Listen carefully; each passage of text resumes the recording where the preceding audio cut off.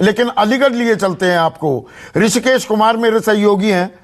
ऋषिकेश, अलीगढ़ में क्या कुछ मुद्दे हो रहे हैं? अलीगढ़ की बात आती है तो एएमयू यूनिवर्सिटी, जिन्ना, वो बयान उनकी गूंज है, या दरअसल जो मतदाता है वो अपने मुद्दों की बात करना चाह रहा है वोट डालने के जरिए?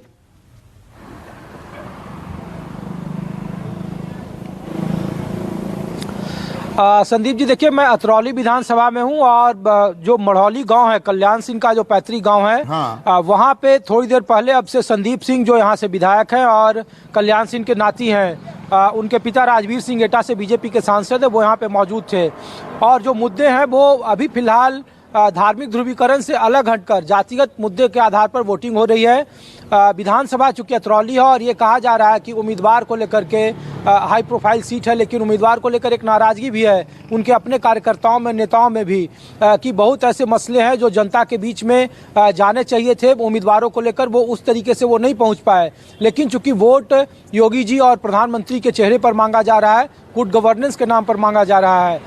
ये जरूर है, जब हमने पूछा कि क्या बगल में करहल है यहाँ से महज 80 किलोमीटर की दूरी पर, तो क्या अखिलेश यादव के लड़ने से प्रभाव हो गया? बगल में जाटलैंड है, खैर और इगलास, दो ऐसी विधानसभा सीट है जिनका रास्ता चौधरी चरण सिंह के समय से रहा है और वहाँ काफ़ी निर्णायक माने जाते हैं। तो ये सवाल पूछा कि क्या वाकई जो जाट नाराज है, किसान आंदोलन यहाँ कोई मुद्दा है? इन सब से इतर हटकर उनका सिर्फ एक ही था कि वो पिछले से ज़्यादा मतों से जीतेंगे। वो लगातार मुद्दों के आधार पर, गुड गवर्नेंस के आधार पर वोट मांग रहे हैं और जनता का उन्हें समर्थन मिल रहा है। लेकिन जो स्थानीय लेवल पर जो लोग हैं, अलग अलग विधानसभा में जो हम लोग घूम रहे हैं, उसमें अब भी मुद्दे लोकल स्तर पर हैं। धार्मिक ध्रुवीकरण जैसी बातें कोई अब तक देखने को नहीं मिल रही। तो धार्मिक ध्रुवीकरण नहीं दिख रहा है ऋषिकेश, लेकिन एक चीज बताइए ऋषिकेश, एक सेकंड, एक चीज बताइए, अतरौली में क्योंकि आप हैं और ये कल्याण सिंह का गढ़ है और कल्याण सिंह की स्मृति भी अब लगातार याद करा रही है बीजेपी, और वो पिछड़े वर्ग के एक बड़े नेता थे। और इस चुनाव में हमने देखा है, एक महीना पहले वो स्वामी प्रसाद मौर्य, धर्म सिंह सैनी, दारा सिंह, तमाम जो मंत्री जो छोड़कर गए योगी सरकार को, वो ये कहकर कि गरीबों की, पिछड़ों की उपेक्षा की जा रही है।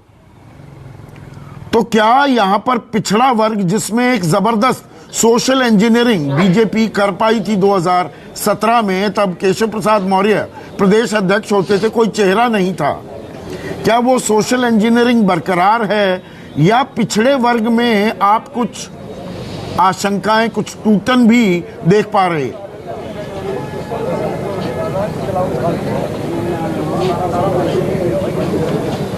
संदीप जी, देखिए, जो 2017 का सोशल इंजीनियरिंग बीजेपी का था, वो निश्चित तौर पर कमोबेश इस बार के विधानसभा चुनाव में नहीं दिख रहा है।